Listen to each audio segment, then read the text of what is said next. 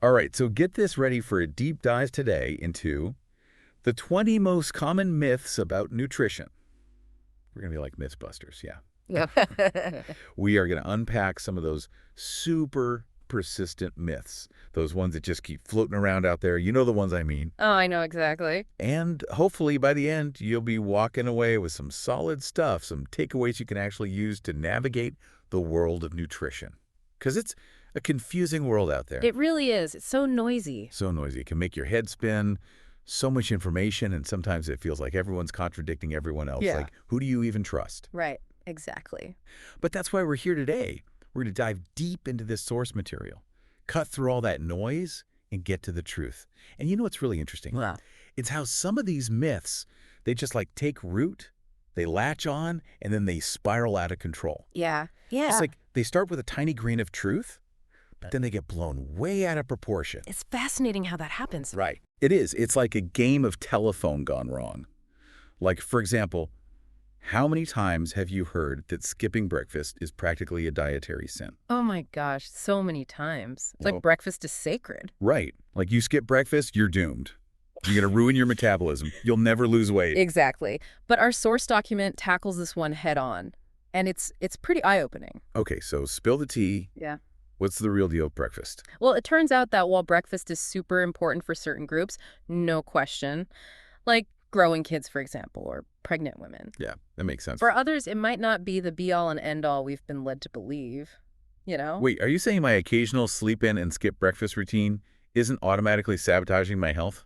Because I'm not a growing child last time I checked. No, not necessarily. It really depends on the individual. It's not like a one-size-fits-all situation. Okay, that's a relief, because I'm not a morning person. And this actually ties into something that's been getting a lot of buzz lately. The concept of intermittent fasting. Oh, yeah, intermittent fasting. I've heard about that. Is it legit, though? Or is it just another fad diet? It's actually pretty interesting. There's actually some scientific backing to it. Wait, really? So it's not just some crazy starvation diet? No, not at all. Studies have shown that it can have some potential benefits, like improving your body's sensitivity to insulin, which is a big deal. Okay, so that's about blood sugar control, right? Yeah, Okay. exactly. And some people even find it helps with weight management. Interesting. So how's it work? Why would skipping meals be good for you? Basically, by extending that overnight fasting period, you're giving your body a chance to kind of reset. It can tap into stored energy and regulate certain hormones more effectively. So it's like giving your body a break from constantly digesting food. Yeah, kind of like hitting the reset button. But of course, like anything else in nutrition, it's not a magic bullet, and it's definitely not for everyone. Okay, so it's not for everyone. Mhm. Who should avoid it? Or who should at least be cautious? Well, pregnant and breastfeeding women definitely shouldn't be fasting. And anyone with a history of eating disorders should steer clear as well. That makes sense. And what about people with certain medical conditions? Yeah, anyone with diabetes or other health issues should definitely talk to their doctor before trying intermittent fasting. Okay, so talk to your doctor first. Good advice. And even if you are healthy and you decide to give it a try, it's not about starving yourself right. It's more about strategically timing your meals. Exactly. It's all about finding what works for you and your body Mm. and listening to your body's cues. So it's not a one-size-fits-all approach? Definitely not. Individual needs and lifestyles vary, so it's always best to approach any dietary changes with caution and, like you said, talk to a healthcare professional. Always good advice. All right, let's move on to another myth that I think a lot of us have probably encountered at some point in our lives, the dreaded carb. The idea that all carbs are evil and they're going to make us gain weight. So the carbs are the enemy myth. Right. Like bread, pasta, rice, all off limits if you want to be healthy and fit. What's the real story here? Are carbs really public enemy number one? Okay, so this one really oversimplifies things. It's not about demonizing all carbs. It's about understanding the difference between processed carbs like white bread, Oh yeah, the white stuff. Not so good. not so much. And then you've got your fiber-rich carbs, which are found in things like quinoa or sweet potatoes. Okay, so it's that good carb versus bad carb thing again. Yeah, exactly. But why does it matter? I mean, carbs are carbs, right? Not quite. The type of carbs we eat, they affect our blood sugar levels in different ways. Processed carbs, those tend to spike blood sugar, which leads to those energy crashes. You know what I'm talking about. Oh yeah, the afternoon slump. Exactly. And those spikes and crashes can contribute to weight gain. Because your body's just not processing those carbs efficiently. Right. And then on the other hand, those fiber-rich carbs, those are digested more slowly. So they provide sustained energy and they keep you feeling fuller for longer. So it's all about the glycemic index, right? Yeah. You got it. Okay, so reminder for anyone who might not know, the glycemic index basically measures how quickly a food raises your blood sugar level. Exactly. So it's not about cutting out carbs entirely. It's about choosing the right kind of carbs and paying attention to portion sizes. So balance is key. Always. Love that. Okay, now what about this one? I've heard this so many times. Eating late at night causes weight gain. Is there any truth to that? Are those midnight snacks really going to come back to haunt us? Well, it makes sense why people believe that one, right? There's that idea that like your metabolism slows down at night. So if you eat late, those calories are just going to get stored as fat. It's like your body goes into hibernation mode or something. Yeah, like it just stops burning calories. But is that really how it works? Actually, research suggests that weight gain is more about your overall calorie intake rather than the specific time of day you eat. So it's not about when we eat, but what and how much we eat. Bingo. If you're consistently eating more calories than your body needs, regardless of when you eat them, you're likely to gain weight. Okay, that makes sense. But what if you maintain a calorie deficit, but you still have a late night snack? Is that okay?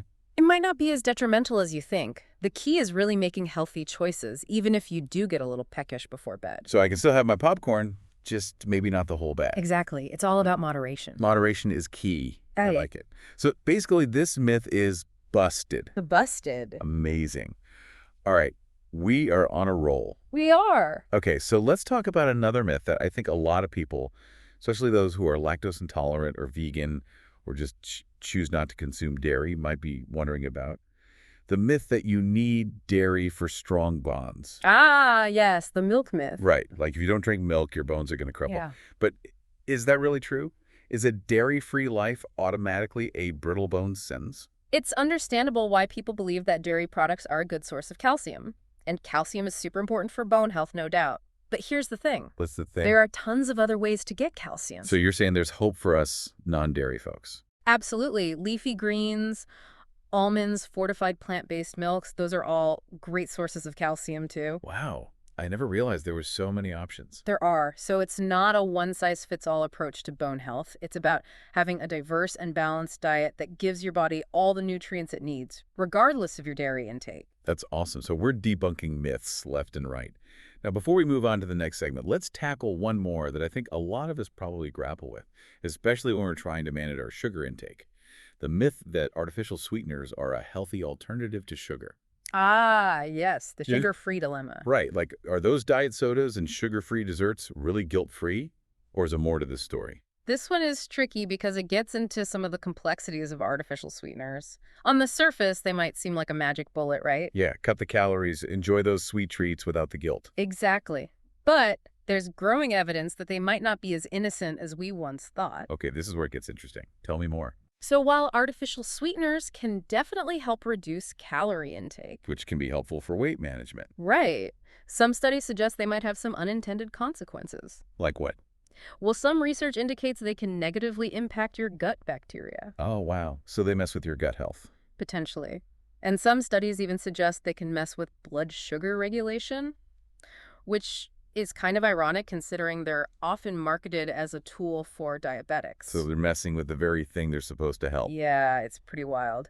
But it really highlights how important it is to look beyond the surface and really understand the nuances of these nutrition claims. So those diet sodas and sugar-free desserts might not be the healthy swaps we thought they were. They might not be. It's all about being informed and making conscious choices. All right, folks. We've officially busted 5 major nutrition myths. Skipping breakfast isn't always a bad thing. Not all carbs are created equal. Late-night eating doesn't automatically equal weight gain. Dairy isn't the only path to strong bones. And artificial sweeteners might not be as innocent as they seem. But wait, there's more. Stay tuned for part 2, where we'll dive into 5 more fascinating myths and uncover even more truths about the food we eat. You won't want to miss it. All right, welcome back to our deep dive into the 20 most common myths about nutrition. Ready to bust some more myths? I am. I'm ready. Let's do it. So this next myth is one that I've always been a little curious about.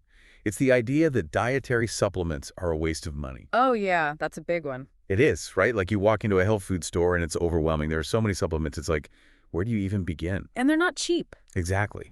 So are they worth the money, or are they just expensive placebos? What do you think? It's a good question.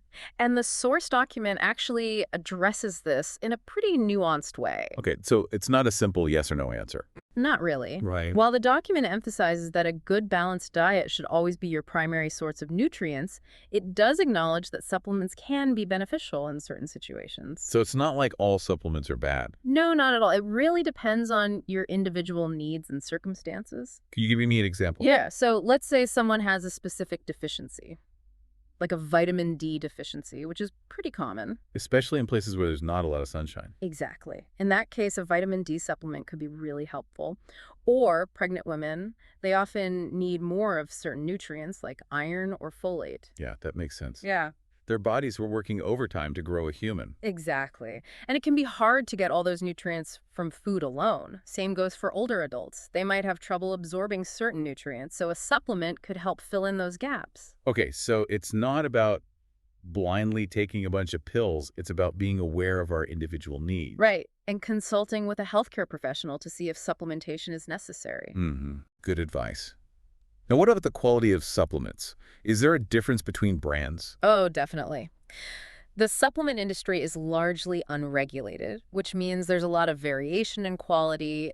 It's super important to choose reputable brands and products that have been third-party tested. So do your research read labels? Look for those certifications? Exactly. You don't want to waste your money on a supplement that's not actually doing anything. Or worse, one that could potentially be harmful. Right. So always err on the side of caution when it comes to supplements. Okay, great advice. Now let's move on to another myth that I think has been around for far too long. The idea that all fats are bad for you. Oh, yes, the fat phobia. I know, right? Like we've been conditioned to fear fat, but lately there's been a lot of talk about healthy fats. Yeah, there's been a big shift in the way we view fat these days. So can you help us break this down? Are all fats created equal, or are some still considered unhealthy? Okay, so the notion that all fats are inherently unhealthy is outdated and misleading. Our source document really emphasizes the importance of healthy fats, like those found in olive oil, avocados, fatty fish nuts. These fats are essential for our bodies. They help with brain function, hormone production, overall well-being. So we need to stop fearing the fat. Pass the guacamole. Yes, but hold on. It's important to distinguish between those healthy fats and the ones that can have negative impacts on our health. Okay, so not all fats are good. There are still some bad guys out there. Exactly. The document specifically calls out trans fats, which are often found in processed foods. Those are the ones to avoid. Okay, got it. Healthy fats, good trans fats, bad. Now, what about the humble potato? There's a myth in our document that says white potatoes are unhealthy. Are they really as bad as some diets make them out to be? You know, white potatoes have definitely gotten a bad rap, but the truth is they're actually quite nutritious. Wait, really? I thought potatoes were like the ultimate forbidden food. Not necessarily. They're a good source of potassium and vitamin C. So we can put those French fries back on the menu. Well, hold on a second. While potatoes themselves are nutritious, the way you prepare them can make a big difference. Frying them, for example, adds a lot of unhealthy fats and calories. Right. So baked potato, good French fries, not so much. Exactly. It's all about making smart choices in the kitchen. Okay, good advice. Now, this next myth is one that I think a lot of people might be surprised to hear. It's the idea that a high-protein diet damages the kidneys. Oh yeah, this one is a biggie, especially for people who are into fitness and building muscle. Exactly. So is there any truth to this claim? Or is it just another unfounded fear? It's important to address this one because protein is a vital nutrient for our bodies. Now, for people with pre-existing kidney disease, they do need to monitor their protein intake. But for healthy individuals, research has shown that high-protein diets don't harm kidney function. So unless we have a pre-existing condition, we can pump up the protein without worry. In general, yes. But as always, it's wise to consult with a healthcare professional, especially if you have any underlying health concerns. Solid advice. Okay, let's talk about those seemingly virtuous beverages, juices and smoothies. The myth is that juices and smoothies are always healthy. Are they really the health halos they're often portrayed to be? You know they can be, but the source document cautions against assuming that all juices and smoothies are created equal. I have a feeling this is where added sugar comes into play. You got it. A lot of store-bought juices and smoothies are loaded with added sugar, which can negate the benefits of the fruits and vegetables they contain. So those green smoothies might not be as healthy as they seem. They might not be. It's super important to read labels carefully and be mindful of those added sugars. So buyer beware. Exactly. Opting for homemade smoothies is a great way to ensure you're getting a truly healthy drink. You Mhm. can control the ingredients, pack in whole fruits, vegetables, protein sources like Greek yogurt or nut butter. Great tips. And that brings us to the end of part 2 of our deep dive into the 20 most common myths about nutrition. We've covered a lot of ground today. We have. We talked about supplements, fats, potatoes, protein, and those sometimes sneaky smoothies. And we've learned that there's often more to the story than those catchy headlines suggest. Absolutely. So stay tuned for part 3, where we'll tackle the final 5 myths and wrap up this epic deep dive. All right, welcome back to the final part of our deep dive. I'm excited to bust these last few myths. Let's jump right in. This next one always seems to stir up a lot of debate. Gluten is bad for everyone. Is that really true? Like, should we all be going gluten-free? Well, it's definitely become a trend, hasn't it? Like gluten-free It's everything. everywhere. But is gluten really the dietary villain it's made out to be? So the truth is it's more complicated than that. If you have celiac disease or a gluten sensitivity, then yes, you absolutely need to avoid gluten. But for most people, gluten is not a problem. In fact, whole grains that contain gluten, like whole wheat, can actually be part of a healthy diet. So it's not about demonizing gluten altogether. It's about being aware of individual needs. Exactly. Okay, ready for the next myth? Hit me with it. Eating organic is the only way to be healthy. Oh, that's a good one. I mean, I try to buy organic when I can, but it's not always possible. Is that bad? Like, am I ruining my health if I don't eat all organic? No, not at all. While organic foods can have lower pesticide levels, conventional fruits and vegetables still provide tons of valuable So nutrients. it's not a deal breaker. I can still eat healthy, even if I'm not strictly organic. Absolutely. Washing your produce thoroughly and just eating a variety of fruits and veggies, organic or not, is key. That makes me feel better. Okay, what's next? All right, this one's a big one, and it can be kind of sensitive. You must be thin to be healthy. What do you think about that one? Oh, that one is so frustrating. It's like our society is obsessed with thinness, but being thin doesn't automatically equal healthy. Right. Our source document really emphasizes that health is so much more than just body size. There are people of all shapes and sizes who are perfectly healthy. It's about how you take care of yourself, not just the number on the scale. Exactly. All right, next up. Counting macros is the ultimate strategy for weight loss. Oh, macro counting. I've tried that. It can get kind of obsessive, though, don't you think? It can.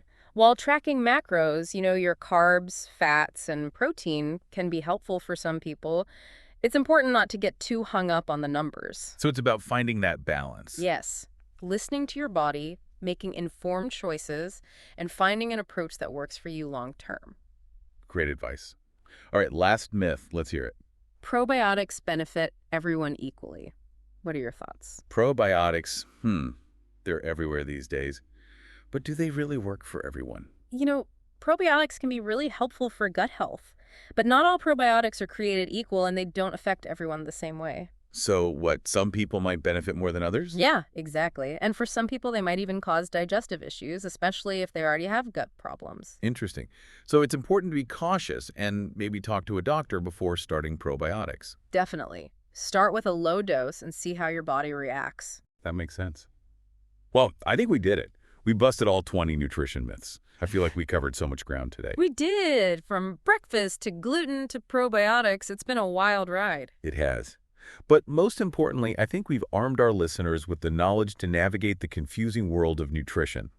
So to our amazing audience, thank you for joining us on this deep dive. Remember, there's so much more to learn about nutrition. And the document we explored today, the 20 most common myths about nutrition, is a great place to start. Keep questioning those food myths and keep learning. We'll see you on our next deep dive.